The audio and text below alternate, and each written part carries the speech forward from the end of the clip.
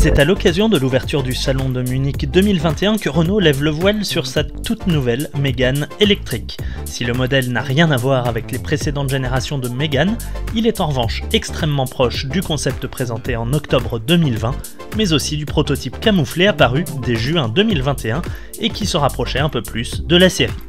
Cette fois-ci, nous avons sous les yeux le modèle de production qui cohabitera quelque temps avec l'actuelle Mégane thermique pour adoucir la transition vers l'électrique. Esthétiquement, la Renault Mégane E-Tech électrique, c'est son nom complet, joue sur deux tableaux.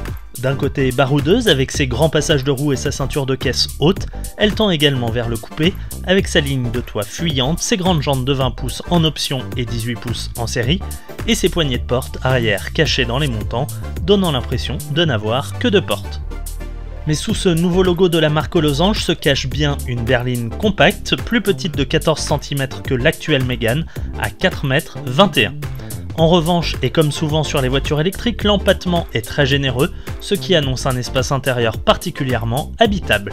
C'est notamment dû au fait que les véhicules zéro émission ont moins d'éléments mécaniques, les roues pouvant être renvoyées aux quatre coins avec des porte-à-faux réduits au profit d'un intérieur spacieux. Puisqu'il est question de l'habitacle, Renault abat la carte technologique avec plusieurs écrans juxtaposés, inédits chez Renault, plutôt grands et à la résolution élevée. L'écran central peut mesurer jusqu'à 12 pouces, vertical toujours, comme dans les Tesla et autres Ford Mustang Mach-E, tandis que l'instrumentation derrière le volant est remplacée par un écran encore plus grand de 12,3 pouces. Un choix particulier a été donné au choix des matériaux, tandis que de nombreux rangements, dont une boîte à gants de 30 litres, sont disséminés ça et là. Le coffre propose lui jusqu'à 440 litres.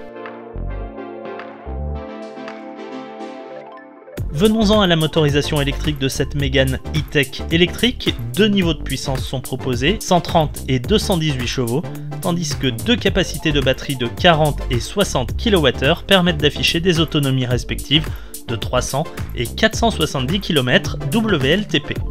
Côté recharge, le modèle accepte jusqu'à 130 kW, ce qui dans le meilleur des cas permet de récupérer 300 km d'autonomie en 30 minutes. Patience, la Renault Mégane E-Tech électrique sera disponible à la commande en février 2022 et arrivera sur les routes dès mars 2022.